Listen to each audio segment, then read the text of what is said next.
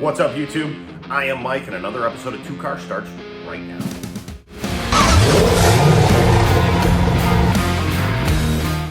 I ended my last video talking about a new project, and that is an old school car audio build in an old Jeep. I've got a lot of old equipment that I'm going to be utilizing. Some stuff is a little more hodgepodge than others, but we'll get to that in a minute. I also put some massive amount of thought into how I wanted to start these series of videos. I wanted to break it up into a couple different days, doing speakers, doing wiring, and doing the sub enclosure. And I knew I didn't want to start with the sub enclosure, but sadly my brain does not work like a normal human being. So when I had the opportunity to design a sub enclosure, I did nothing but design a sub enclosure and start cutting wood and buying wood.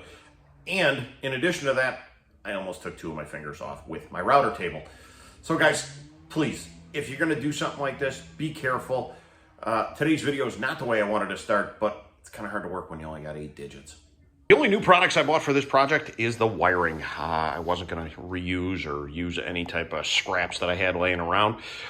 One thing that I am super excited about, because they didn't have this when I was installing full-time, is these speaker wires.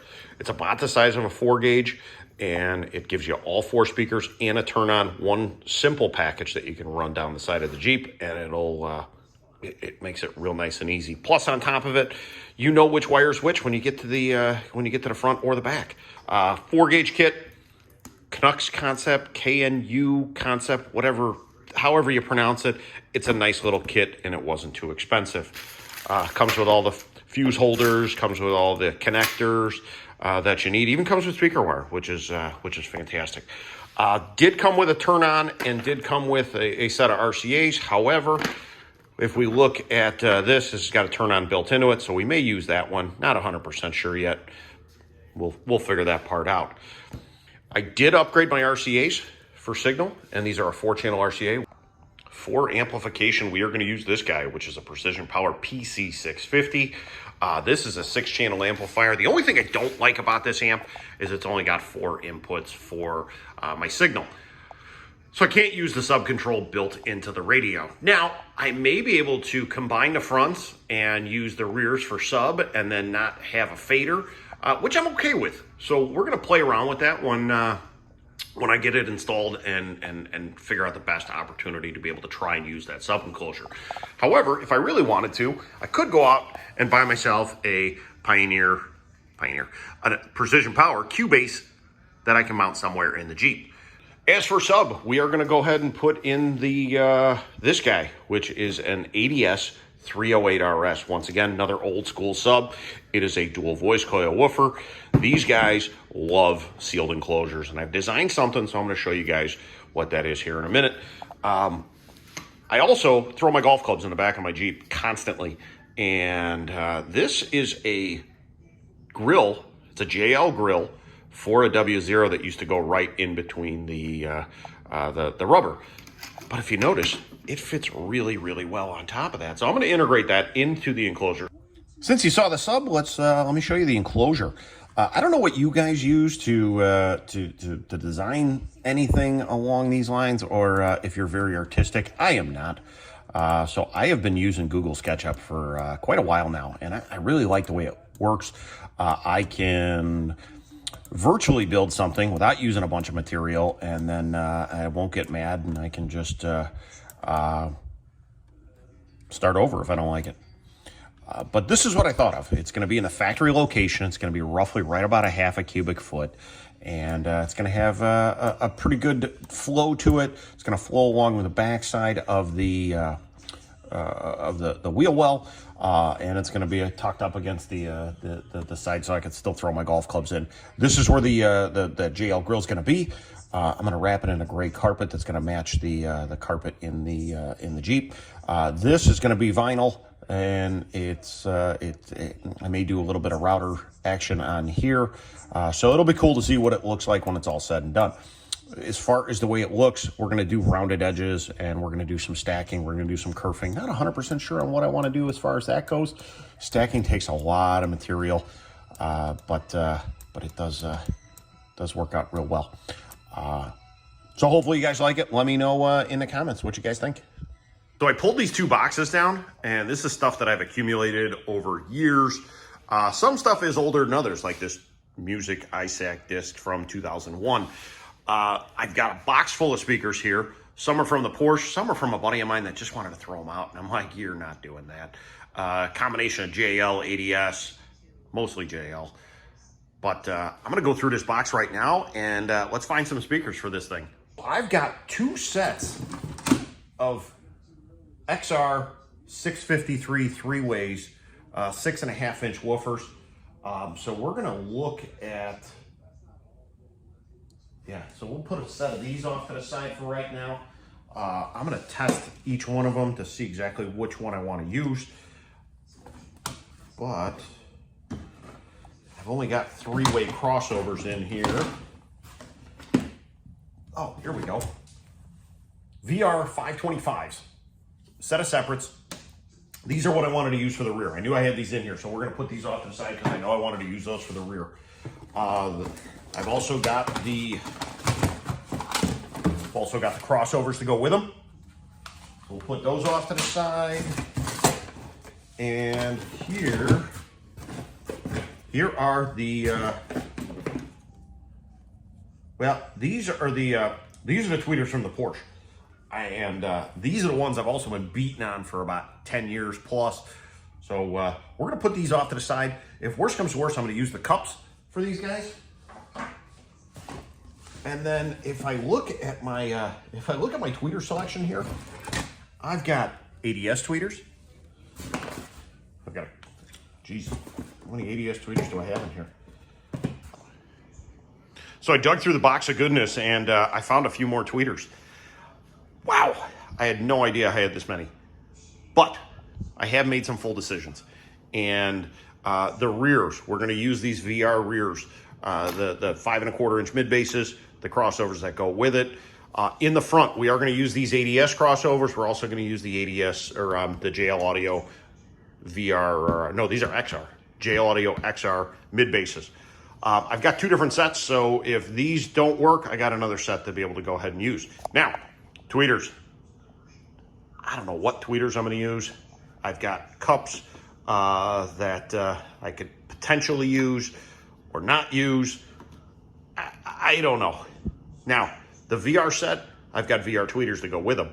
I don't know if I have the cups to go with them, but I got tweeters to go with them. So I may keep that set just the way it is. As far as the front goes, front is completely like the Wild West. Before I close out this video, I wanted to kind of go through some of the testing procedures that I have been using for years on some of this old equipment. I've got 4 JL Audio XR Series 6.5-inch speakers, which on the outside look almost identical. However, they may not all be the same, and I'll go through how I test that in a second. I did make a decision on the crossovers. We're going to use these ADS 236 ISs in the front because honestly, it's the only two-way crossover that I have. I did decide that if I can physically get these 236 IS tweeters to fit in the location that I want to, we're going to use those. I set the camera up so I can go ahead and show you guys the step 1 to this testing procedure. I've got all 4 speakers right here in a row. We got 1, 2, 3, 4. The heck was that? Oh. Auto shut off on a snap-on meter. Anyway, so these are 4 ohm speakers, and if we go ahead and test the impedance on each one of these speakers, you should have right around 4 ohms. A little bit over, a little bit under, is not a big deal. This is 3.3. This is 3.3 again. We've got, once again, 3.4, no big deal. And we've got 3.2.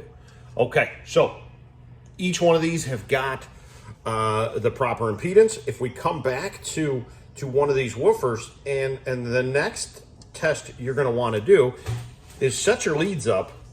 And if you got clamps, use your clamps. I've got them. I just don't want to get them. It's kind of how I screwed up my fingers in the first place. So if we look at this, we're at 3.3, 3.4.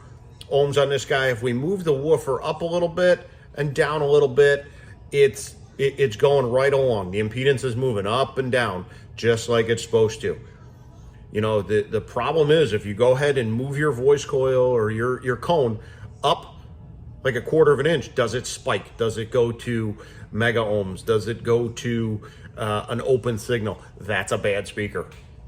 Next test on the docket is this. Grab a little bit of a drill battery or a AA or a 9 volt, whatever you like. Get your positive and negative lead and hook it up to the positive and negative lead of the speaker. And if your phasing is correct and your speaker's working, you should see it's popping out like this. Now, if you go ahead and reverse it and you go ahead and do it this way, you can see it's out of phase. And when you're installing positive to positive, negative to negative, as far as the speakers go in a door, in a pod, in sub, whatever the case may be, you want that speaker going out. You don't want one speaker going in, one speaker going out, because that's going to fight and it's going to sound terrible. I pop tested all four of these woofers. And let's just go down the row here.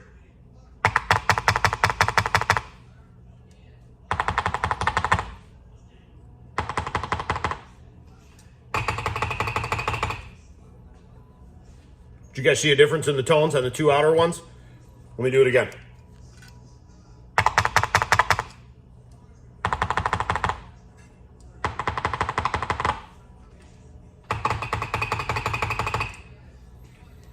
These two guys, the two outer ones, not happy with the way they sound. The two inner ones, those two sound good. So these are the two we're going to use. Moving on. Let's go ahead and look at these tweeters. Let's meter them out and see what they come back at.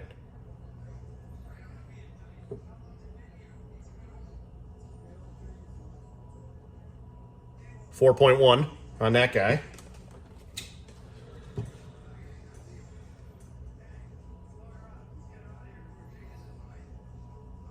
4.1 on that guy too. All right, now I want to pop test these tweeters, but I do not want to use that 12 volt battery. So let me set something up real fast and I'll be back. Getting to this point took a lot more time than I anticipated.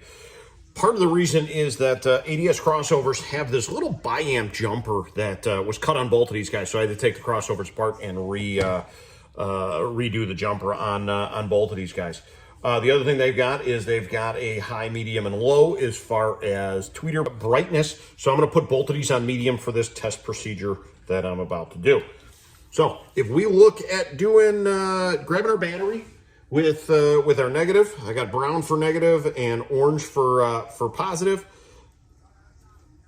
And watch, we are going to pop this guy.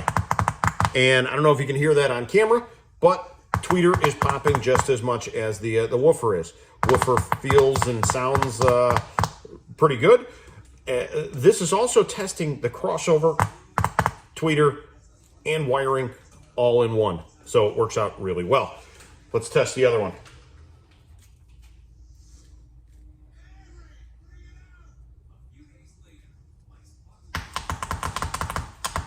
Once again, working just like it should. Woofer sounds good. Tweeter, I can hear the tweeter. Crossover is functioning just like it should be. So I'm calling this good. As always, guys and gals, thank you so much for hanging out with me. I am going to call it for today, but the next time I do a video, I'll probably do speakers or wiring. Me and my 8 fingers are not going to be ready to do that sub enclosure just quite yet, but we will eventually get to it. So hang out with me. Enjoy the holiday we got coming up, and I will see you guys real soon.